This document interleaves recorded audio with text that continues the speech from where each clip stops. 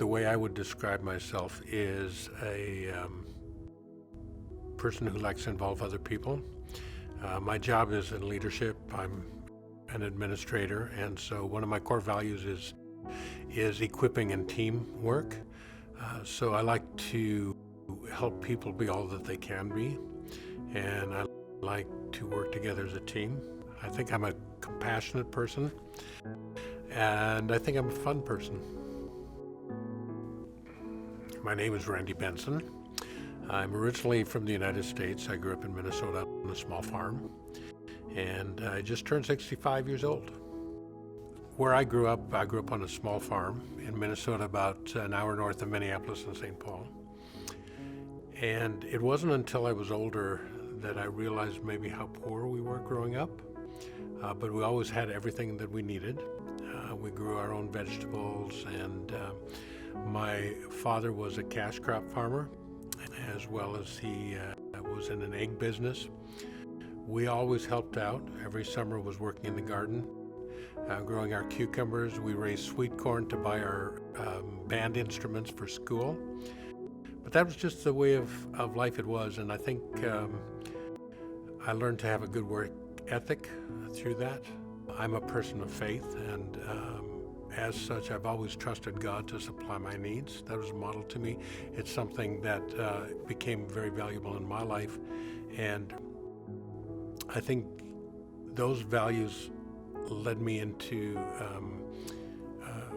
jobs where I helped other people. I've been a pastor for 25 years, and for the last 18 years I've been the director of the Kelowna Gospel Mission, which is a ministry of compassion to help people out. So I think it was the way I grew up really influenced where I am today and the values that I have. I felt like I was a preacher's kid, even though my dad wasn't actually a pastor. So much of our life revolved around the church. Sunday morning, Sunday night, youth group growing up, all of those things. So even though it was part of my background, it probably wasn't until I was late teenager and in college that I really appreciated not only my background, but I made those beliefs my own. I think a lot of times people can grow up being surrounded by religious activities, but they don't really become your own. And so it wasn't until I was a young adult that I really made my own personal commitment to following God and Jesus Christ and wanting to walk in His ways. So I think probably what made me make a decision to make it personal in my own life was the fact that you get out under the roof of your parents, you get out from under the influence of your church and your home, and all of a sudden you're faced with your own independence. And I remember in college, very specifically, just through coming to a time where I said, do I really believe this? Is this really my own belief? And so you do some introspection and self-examination. I took a hard look at the things I'd been taught growing up, compared it with other beliefs and things in the world, and I came to that place in my own life where, yeah, I embrace those things as my own. Early on in my marriage, my wife and I, we lost our first daughter. She was born prematurely. She lived for 3 days. We had moved out to the West Coast, so we were far away from family, and so that was a time we really had to depend on each other. The biggest hardship is that I lost my own wife a year and a half ago. In 2013, she was diagnosed with early onset Alzheimer's. And, in her late 50s, being young, that was a shock and something we didn't think we'd ever have to face. Alzheimer's is a journey. It's not a sudden death. They say it's the disease of 1,000 deaths because it's a series of losses and griefs. And so processing that together as a couple, and then as she got worse and worse, processing that as an individual, is definitely the hardest thing I've ever gone through in my life. I believe that God is a God of redemption, and even out of the worst circumstances can come some good things. And so through my own grief journey and embracing what was given to me and the way I've worked through it, I'm actually next month going to be starting a grief support group for others who have gone through it. I'll be facilitating that. So I'm looking forward to that, because if I can share some of the things I've learned that will help other people through their journey, I want to do that, and I want something good to come out of something that can be so tragic. And I think the other thing is my own personality and my makeup and the way I'm wired caused me to walk into my grief with all I could. I read a lot of books, watched things online. I started journaling.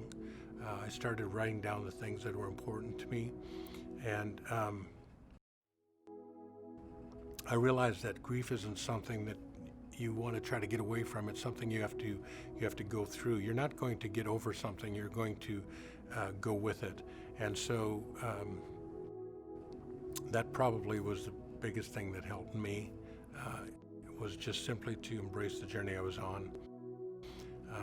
Intentionally, I remember for several months, every Saturday morning when I got up, that was my grief work time.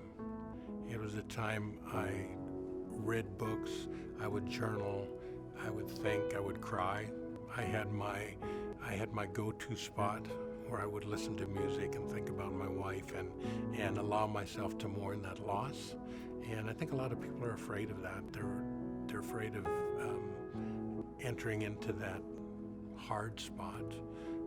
And as I did, I found the comfort I needed, and I found that I was able to work out and work through my grief.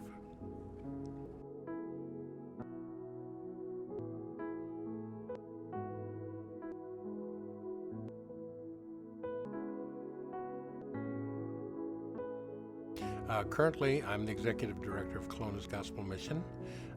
I've been at that job 18 years now, and we're a service provider that provides basic needs. We have a shelter, 90-bed shelter. We do food services every day, and then we also provide case management for people.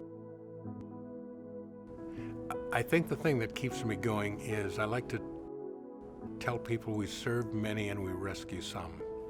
And what keeps me going is the fact that what we are doing is worthwhile, because we do see some fruit of our efforts.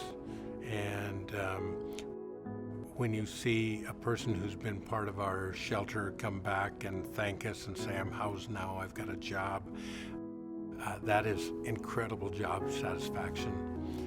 That's one thing that keeps me going. The other is to create an environment for our employees where they can do the best job they can. And so I really get a lot of job satisfaction out of equipping my employees and seeing them do a good job and have job satisfaction. That's so important. So I feel my job is to make other people successful. And when I see those successful, it's very rewarding. I think my prayer for the gospel mission, and I do take time to pray every morning when I have my morning coffee. I always pray that as a mission will be effective in the work we do, that the things we do will honor and glorify God, that we will have compassion for the people that we serve. So often it's hard to have compassion because you see the same thing day after day. You see people struggling. You see some people that don't care, and it's easy to give up on them. So my prayer is that we'll have the heart of Jesus Christ and the compassion that He has for us, and that'll flow through us and to the people we serve.